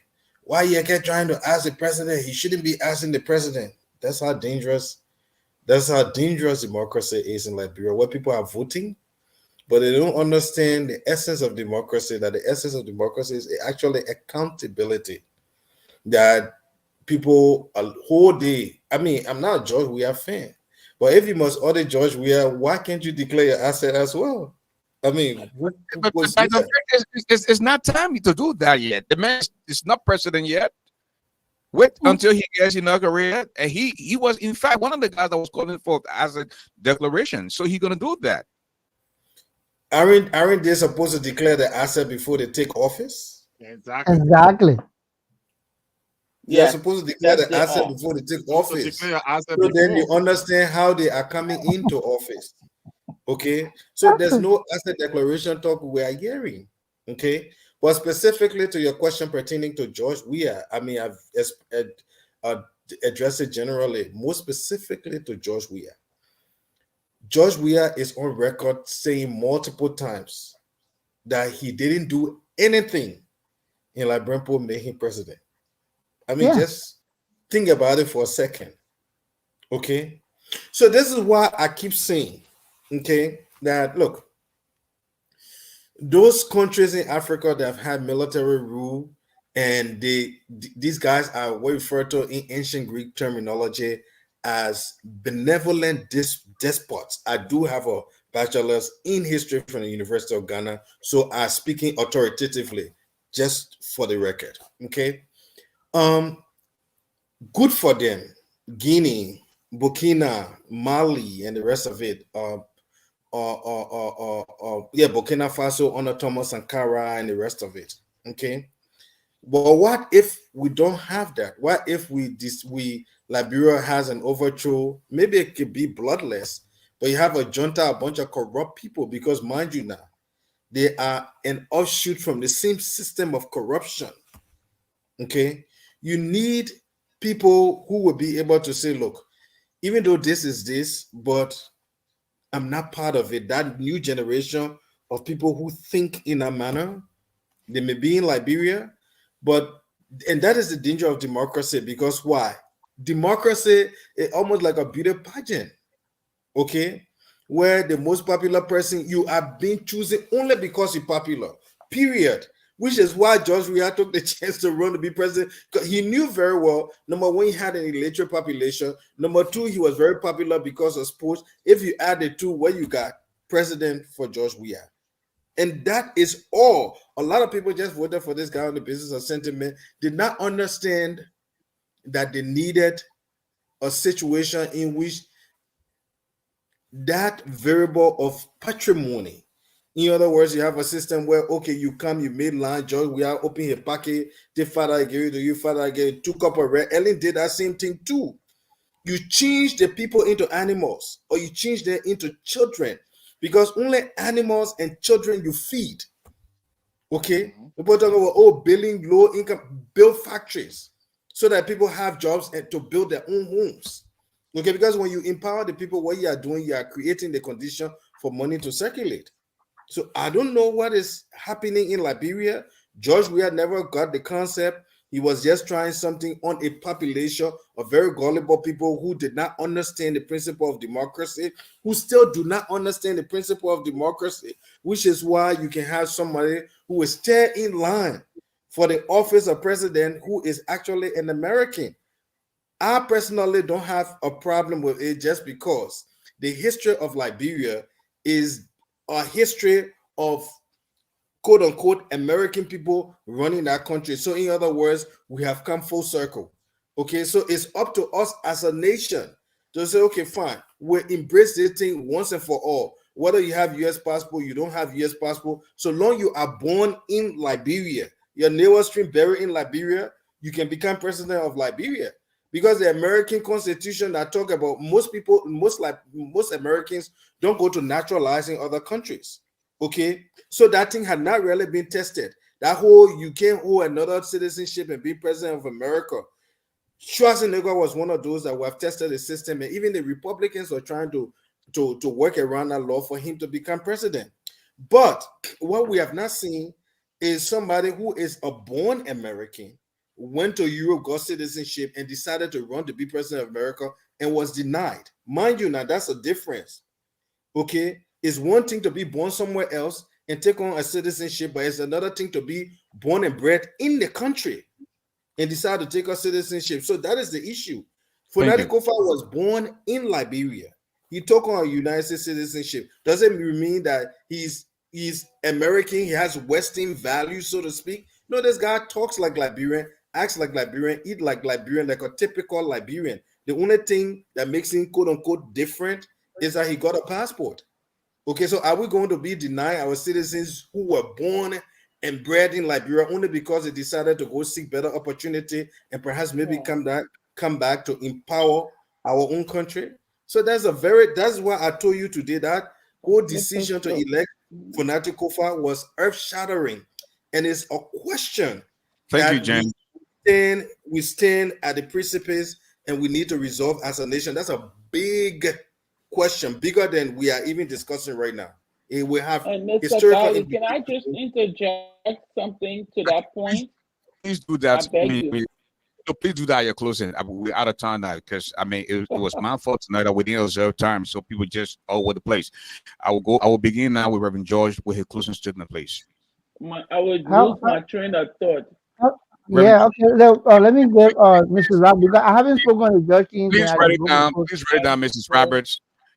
Reverend George, okay. give us your closing statement. Anyway, you are being unfair to me throughout the whole show today. Let me register that. Let me get my closing because the George Weah question, you never brought it to me. That's you are not true. up. You can answer the George Weah question. No, I never answered it. You just started. You never What I'm answered. saying is we can answer that in 60 seconds and give us your closing statement in another 60. 2 minutes. Okay. No, it's okay. I just hope that you can come along with appropriating the times. I haven't been really fair. Well, and I acknowledged that earlier. The other thing, look, I don't know why people are surprised. Like Dr. Fix said, there are numerous statements that George Weah had made to the Liberian people. Still, they were attempting to re-elect him again. Don't you see, Brother June, when I talk about election have consequences and how people are playing with elections? This man from time to time said he didn't want this position. He never wanted it in the first place. He was just testing his popularity. And he was elected. And they almost made a mistake of re-electing him again in the second round. Imagine. George Weah reached the second round. So that's the point. So, Ashford, George Weah has said nothing today different from what he had been saying all along. I guess that's my point. Okay. Let me close on the fanatics situation. This is what I've been saying. Let us look at the law, the dual citizenship, just as my friend Dr. Fix I just articulated. Somebody born in Liberia. Remember, we said this man is third in command. He's American, but he was fourth in command as deputy speaker. We know what happened because let's say the president died, the vice president died, the speaker died. Who comes? The deputy speaker. So why wasn't the issue then? You see the hypocrisy? You see the double standards? So again, somebody born in Liberia is going to be denied a position because he took on another citizenship. This is the case at the issue at stake right now. So you're right. It's not about Fanati alone. Like I said, if we say that the chain of the line of command from president, vice president, the speaker to deputy speaker, you were deputy speaker. Okay, let's say all three of them die in a plane crash. The deputy speaker are going to take over. But it wasn't an issue then. So my point is, let's rest this thing. Let Unity Party go to the court like everybody is asking, so the court can interpret the dual citizenship law. What does it say? Okay, if it affects Konati now, then it will affect all of us in the future. Okay, so you cannot eat your cake and have it at the same time. So let there be a legal interpretation of the dual citizenship law through the courts of Liberia to say this dual citizenship law covers XYZ position: president, vice president, speaker, deputy speaker, president pro tem, and who else again? You can become minister. Where are we going now? In fact, you can't even teach in the Liberian school. Come on, people. Don't leave that alone. Thank you. Don't leave that alone. And you spoke for 3 minutes uninterrupted. So I Yeah. hope you I hope you Yeah, I mean, that was Facebook for 5 minutes, and Facebook for 4. Oh Lord. Well, Dr. Jones, Mr. Jones, give us your closing statement. Just give us 2, my brother. You have to All right. go. So I got 2 minutes. 1, 2 minutes. All right. Look, I don't go with the small issues about dual citizenship and financial comfort. Those things they're minuscule in terms of the larger issue in Liberia. It's a failed state. Whether he becomes speaker, he becomes speaker, it's going to be the same 6 and 7. You got, well, honey, young Blake Kanga Lawrence, another completely incompetent person. I mean, how can people like that elevate in a society? Can't show you nothing they've done. Darius DeLong, that people made a lot of noise. I remember the days of Darius DeLong. I was one of the few people that came and said, this man is very incompetent, incapable. He's not going to be able to do anything. Now you can't even hear, and he's corrupt because he's been amongst the corrupt people. So my closing statement is every country going to have opportunities. It don't take a whole nation to change a country. India, there was Gandhi. South Africa was Mandela. Even in the United States, you have Dr. King. And even one point before Dr. King, let's not forget, during slavery, one of the people that were overlooked that helped end slavery in this country, okay, was Harriet Beecher. She wrote a small pamphlet called Uncle Tom's Kitchen, where she revealed how Black people were treated. And that circulated all around the colonies. And people had pity and started to, push the husbands and the governments and so forth. So a lot of times people think that the person who's will save Liberia got to be president or speaker or legislator. If we have good journalists in Liberia, and I'm happy to be on this platform, I can say with certainty, ASHFORD and you guys have been doing a phenomenal job in terms of exposing the truth and having an honest discussion that you're not buy off. I've been banned from every major platform. They would not have me because every major platform, whether it's Spoon, they are there. They are nothing but just as corrupt as a politician, and they don't want anybody to come on there who will say anything about Joseph Walker or Young Blake Kanga Lawrence. And if you go to the comments, people on a platform, they got everybody, you can't say nothing about comments. How are you supposed to build an intellectual society when you're suppressing the views of intellectuals? So that's part of our problem, but it would just take all of us. I'm still hopeful. I mean, whether military or we elect the best person, I don't care. All I'm saying, the level of failure in Liberia has surpassed anything in the history of the world. Thank you, To have a Alex. country that old and that resourceful. And the Liberians, I work with the Liberian bankers and financial people. In fact, one point I brought all of them together to have the Business and Economic Forum. And guess what? Sooner rather than later, the people took over politics, and that was the end of it.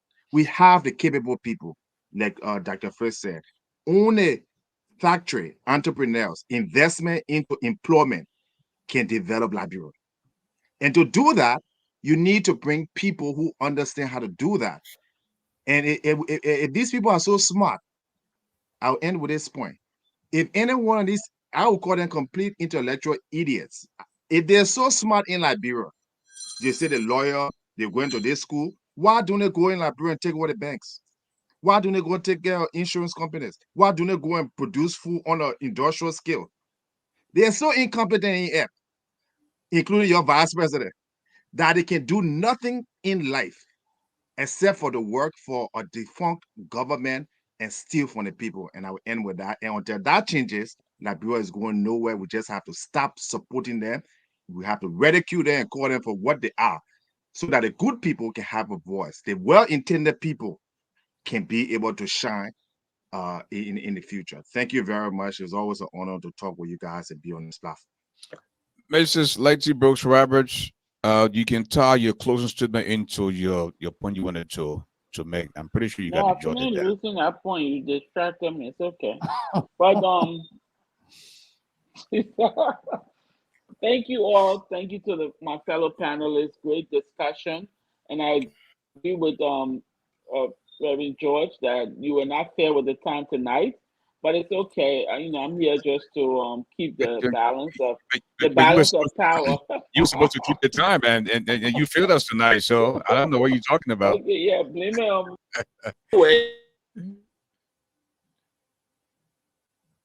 You just muted yourself.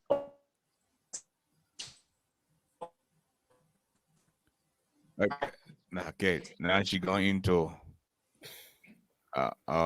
she's going into Kereku again. We can hear you, Mrs. Roberts. Okay, we'll circle back to you. Dr. Face, my man, give us a closing, man. We are out of time.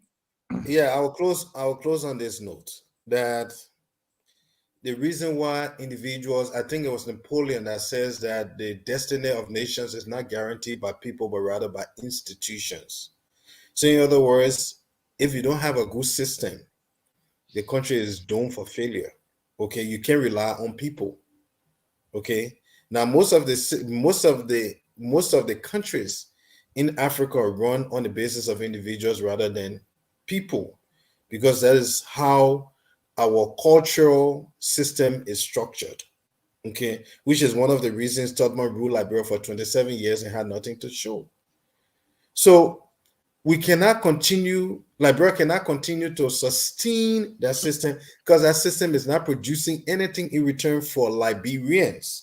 It's producing something in return for the politicians. So that's a two-tier system of government. You have those who are governing and those who are being governed. The system is working only for those who are governing. Those who are being governed, there's nothing that's reaching down to them. How long do you think Liberian people will continue to sustain that? Okay, and these are the reasons why you have all of the chaos all around the world, and people pretend that they are surprised that these things happen. There was in America, there was COVID, and people were committing suicide when unemployment started to get high. Human beings are the same everywhere around the world. If one people can be treated with dignity, others need to be treated with dignity as well. What does that mean? It means that we have to get away with the American system of government. It's not working for Liberia. We need a system of government that's more robust, that will be able to weed up the corrupt thieves from accessing the Liberian people. Lastly, I say this very quickly. George Weah introduced something new to Liberian politics, taking money and giving it to his wife. I think budget of the first lady, I think what, $1 million or something like that? 1.5. 1.5, whatever. Have you heard any talk about getting rid of that? I don't think so. Because possibly, if it sits there, Joseph Boakai now has an opportunity to get money for himself and then separately get money for his wife.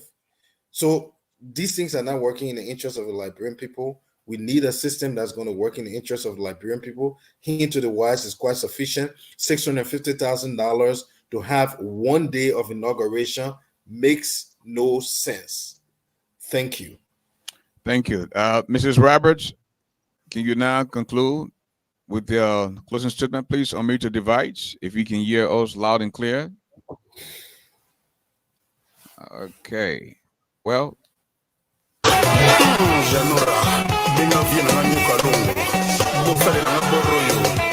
folks, I'm afraid it's all the time we have to be with you tonight. God willing, we'll be back tomorrow night, same time, same place. Until then, I'd like to say a big thanks to all of you for taking the time of the business schedule just to form part of the show tonight. In the words of the wise man, tough times don't last, tough people do. The height of a man is never known until he rises, because there's no second chance to make that first impression. To judge a true character of a man is what he does when nobody is watching. What people think about you and the possibility of your dream, it's none of your business. And when you fall, make sure you land on your back, because when you can look up, you can get up. You have it within you. You have the comeback power. Don't take it personal when somebody said no to you. They are not saying no to you. They are saying no to themselves. They are saying no to living a bigger life. They are saying no to what is going on in their heads because you're suffering from possibility blindness. He doesn't eat iron, but he's definitely stronger than a lion. But see, young blue, say when we are here, you only know muzu, anyone you matter, boy. You too dry. Yours truly, the giant. That now you know me, Garley. Have a good night.